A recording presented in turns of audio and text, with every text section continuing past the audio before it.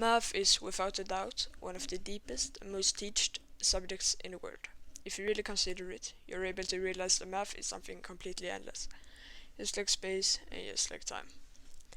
We use math every single day, in everything we do and use. Sometimes it's subconscious, and sometimes we're very aware of using math. A graphing calculator like this is like any ordinary calculator. You can take simple math problems like 5 times 5 and get answers. But there is an odd feature on this specific kind of calculator. You're able to make graphs, also known as functions, by using this feature, which is the main thing that separates graphing calculators from any ordinary calculator.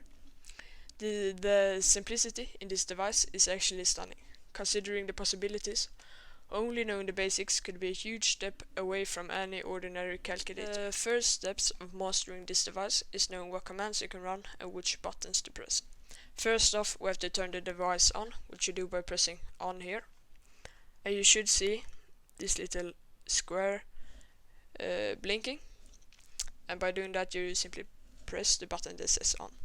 To turn the device off, you press second, which allows all the buttons to have the second uses, like quit, ins, it's written in blue. So if you press that, you can see above the button on, you can see off, and if you press it, it's off and saves battery. The button alpha under second works the same. If you press this, while having the device on, you can use the white little letters above the buttons, like F. If I want to write F, I will write F by pressing alpha first. If you end up misclicking something, like here, I don't want 5 9s in a row, you can use the button here, which basically is erase.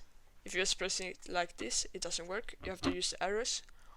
And if I move the arrow slightly to the left one step, I move over the 9, press delete, and it deletes the number. And I can continue like this, jump 2 steps, and delete the 9 again. Also, if I want to do it faster and the whole algorithm is wrong, you simply press clear, which cleans up the entire screen. Simple, I'm going to show you a easy problem, like 10 square.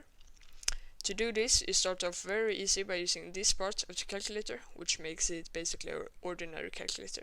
Basically press 1 and 0, which writes up the number 10. And then to make 10 to the power of 2, or square, you use this button, not alpha or second, which makes this little letter. Then you press 2 afterwards, which makes it 10 to the power of 2, or 10 square. Then you press enter to solve it and you get 100. If you're not done with the equation, you can simply add on to the answer. We got 100. I can press times, which makes it answer times, and let's say 8. I press enter again because we're done. 800. So you can add onto your equations to make them longer and do it easy. When my screen is full with numbers, I can simply use clear, like I told you earlier, to clean the whole screen.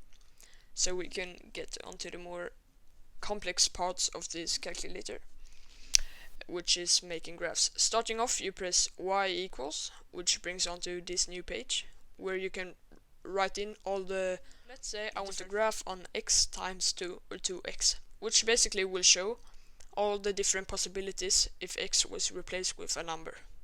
So by doing this, if you can find x on the calculator, you simply press here, which is x, as it shows up, times 2.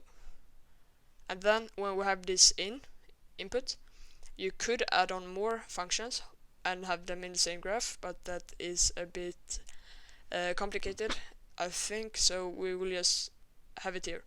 Press graph and it will show the graph coming up like here in a 90-degree position. You can add more onto the graph by pressing y equals once again. Then you want to press the arrow down to get to y2 and write another function. So let's say I want to write x divided by 5, and then I press graph and it will show both graphs, x times 2 and x divided by 5 here. And you can once again, if you want to, use commands like trace to see where you are in the coordinate system, etc. And let's say you wrote something wrong in this function.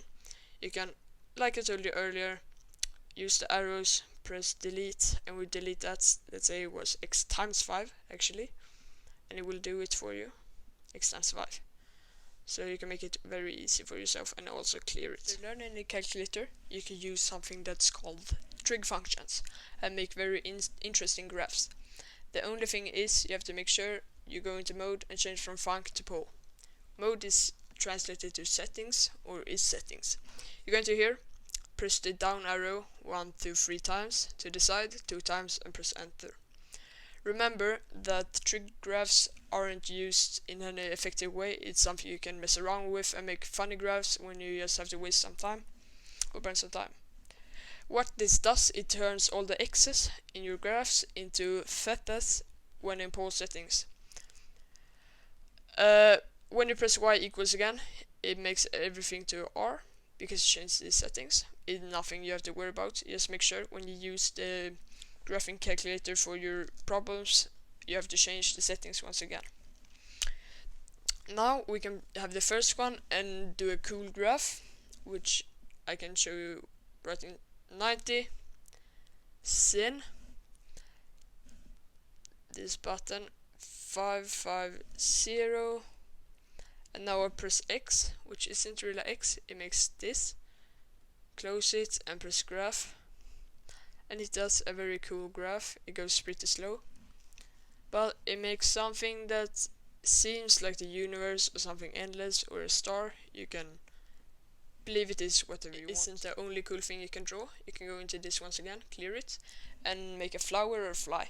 The flower is you press 10, sin once again, you open it, press cos, you open it once again, you press 4, x, then you close it 2 times. Now when you press graph, it's going to form something that is very like a flower. Possibilities of